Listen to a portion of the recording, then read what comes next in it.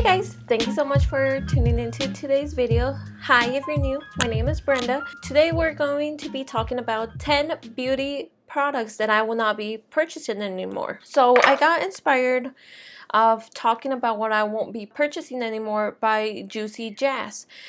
Just because, you know, with a lot of the things she said, I like totally agreed, and I was like, yeah, you know, I should do a video of things that I personally wouldn't purchase as well. So let's start off with eyelashes that are over the price of $20. I won't be purchasing eyelashes that are over $20 just because I feel like now there's so many like companies coming out with eyelashes that are lower than $20, and I personally don't want to spend over $20 for an eyelash that I can get cheaper. You know, I want to try other companies, some indie companies like the TikTok small business. A lot of them sell eyelashes which I think are very pretty, so I want to give those a try, and I'm tired of spending like more on eyelashes. The next one is I do not want to be purchasing MINK eyelashes anymore, just simply because I'm trying to be more knowledgeable of what I'm putting onto my eyes and how I'm hurting like animals, and I just overall want to get rid of putting MINK eyelashes when synthetic ones are just as good, or like the Fox MINK. I just want to stop purchasing MINK eyelashes.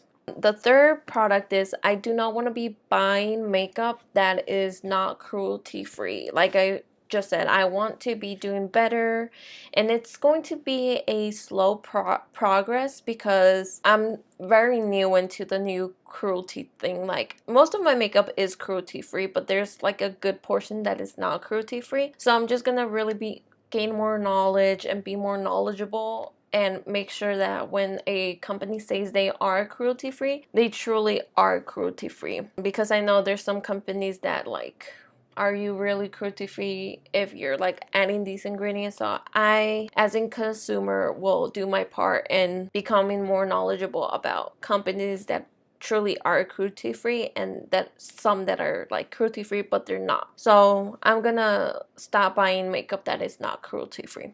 I will not be buying expensive mascara anymore. So I've always been one to, you know, pay the extra dollar for my Dior mascara, my Too Faced Better Than Sex, my Lancome mascara, but I've never truly been content with them. Most of the time they've smudged on me or they crumble, and even though at the time I did really like it and I raved about it, I do think I was very young into the makeup, and I just thought everything was good, you know. But as I've gotten wiser, I have realized that I do not like them anymore. As I've purchased them now in life, I do not like them, and I love my drugstore mascara, especially my Feline Voluminous. That takes the cake. That is one of the best mascaras I have ever purchased, and the other one would be my CoverGirl. So I just don't think there's a need for me to be spending $30 on a tube of mascara that will end up being thrown away within like 3 months after purchasing. That's like $30 I just wasted, you know. At least that's just how I'm seeing it. So I will not be buying beauty sponges that are above $10 because, like I've said in a prior video, I love my e.l.f. beauty sponge that is only $5, way more than my beauty blender. Like, I just don't think it's a need for it. I think there is better alternatives to the beauty blender now, and there's just a lot of sponges that are $5, $6, $3, so I'll be changing my ways and making sure I only buy like under $10 that are beauty sponges. So one thing I've never talked on this channel, and it's also because I'm not too knowledgeable about, is skincare. I've always bought like Dr. Jar eye cream, or like other expensive eye creams like Tatcha, and I've just never seen it do anything on me. So for that reason, I will not be purchasing any eye creams. I totally agree with Juicy Jazz on that. I've never seen any change, any like I've not seen anything. And I know it takes like a while, and I've tried them for a while and I have never seen anything. So I will not be purchasing eye creams anymore. So I will not be buying any more primer that's like above $25. The reason being is there's so many great alternatives at the drugstore with primer, and one of my favorite primers, which is like my ride or die, it's the only primer I've stuck to. It's the Touch in Sol No Pore Blemo primer. That's just, you know, it does everything I want it to do.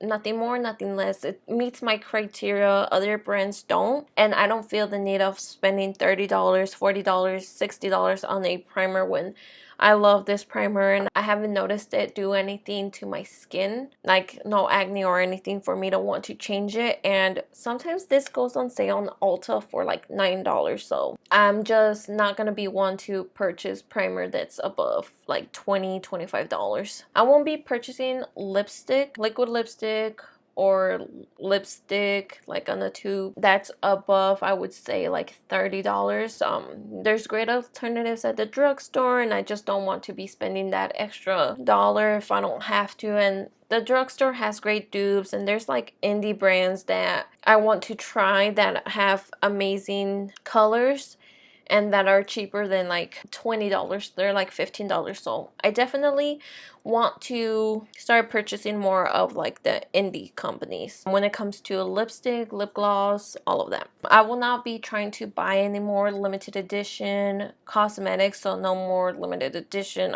color pop or anything that is claims to be limited edition, just because it's such a turn off that they restock it quite often. The only reason I will actually buy something that is like limited editions, like the Pure Raw Beauty Christie, which I think that is very limited, and if you got it, you got it. If you didn't, you didn't. So it's just a turn off when they say it's limited edition, but it really is not limited edition because they've restocked it. So I will not be buying any more limited edition, like there's no point for it in my opinion. So last is I will not be buying any more setting powder above like, I don't know, $30. I'm really just trying to use what I got, try products from the drugstore, because there's a lot of people that rave about setting powders, and this is 29 grams and it's lasted me a long time, like a very long time. So I just don't need to be buying so many setting powders. But yeah guys, that is my 10 beauty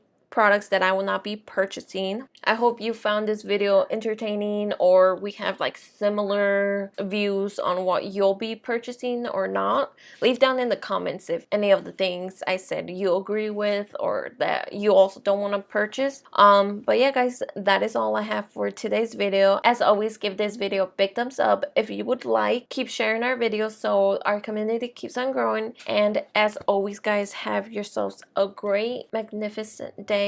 Go follow me on Instagram, and if you're new, hi, my name is Brenda. I hope you consider subscribing, and yeah guys, I'll see you in the next video. Bye.